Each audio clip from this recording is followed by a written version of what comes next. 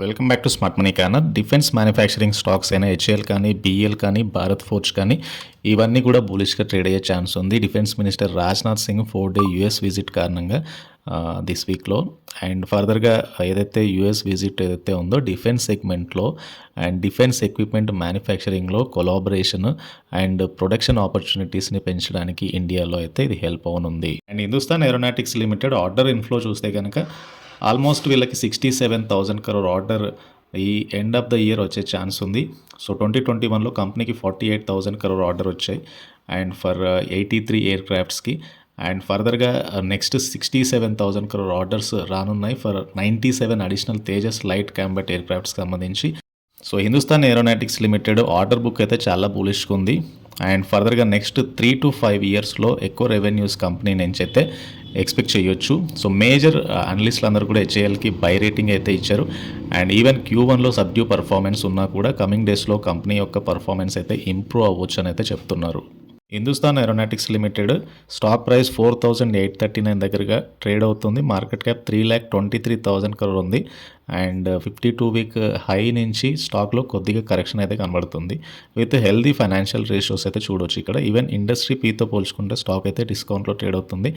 ROE కానీ ROC కానీ healthy కనబడుతున్నాయి. రీసెంట్ కరెక్షన్ ఏదైతే ఉందో ఇక్కడ నుంచి మళ్ళీ హెచ్ఏఎల్లో అప్ ట్రెండ్ అయితే ఎక్స్పెక్ట్ చేయొచ్చు. Come to June quarter sales చూస్తే కనుక సీదా Q1 సేల్స్ చాలా మటుకు ఫాల్ అయ్యాయి అండ్ ప్రాఫిట్స్ అనేవి 136 crore net profit company post చేసింది. సీక్వెన్షియల్ కొద్దిగా తగ్గింది బట్ ఇయర్లీ బేస్ మీద ప్రాఫిట్స్ అయితే పెరిగాయి and on an average basis మీద company is making good profit గ్రోతే. హెచ్ఏఎల్ బెస్ట్ ప్లేస్లో కనబడుతుంది లాంగ్ టర్మ్లో బై చేయడానికి. And come to our second stock Bharat electronics.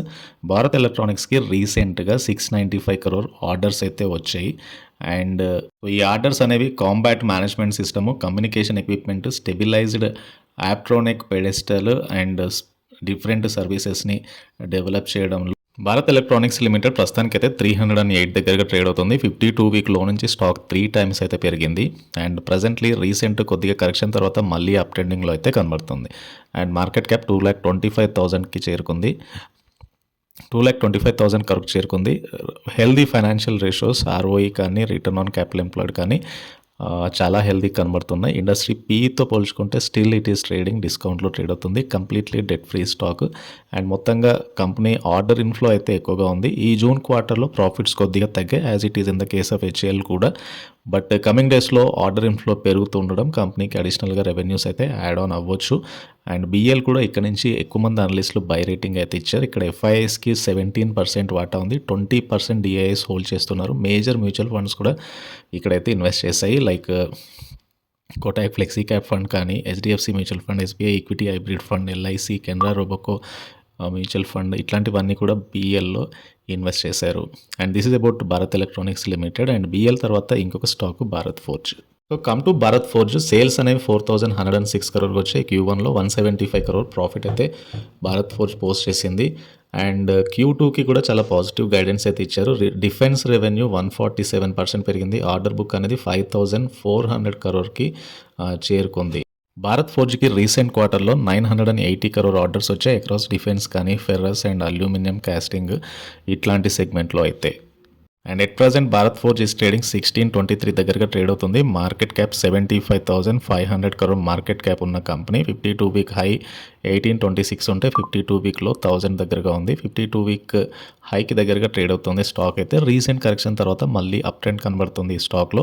Industry పీతో పోల్చుకుంటే కొద్దిగా ఎక్స్పెన్సివ్గా స్టాక్ అయితే ట్రేడ్ అవుతుంది బట్ లాంగర్ టర్మ్ డ్యూరేషన్లో stock is a multi bagger స్టాకే.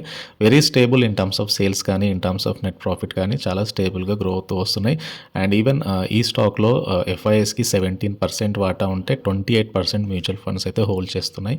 Known mutual funds SBI balanced advantage fund, LIC, ICICI Prudential large and mid cap fund ఇవన్నీ కూడా ఈ స్టాక్లో అయితే ఇన్వెస్ట్ చేస్తున్నారు. So this is about Bharat forge limited and ఈ స్టాక్కి సంబంధించిన details అయితే ఇవి. బేసికల్గా 3 స్టాక్ ఐడియాస్ అండ్ ఈ 3 స్టాక్స్ కూడా రీసెంట్గా కొద్దిగా కరెక్షన్ తర్వాత మళ్ళీ అప్ ట్రెండింగ్లో అయితే కనబడుతున్నాయి with a healthy order book for next 2 to 3 yearsకి. అండ్ ఈ వీడియో నచ్చితే ఛానల్ని తప్పకుండా సబ్స్క్రైబ్ చేయండి, ఈ వీడియోని లైక్ చేయండి and please try to join Telegram channel. Thank you.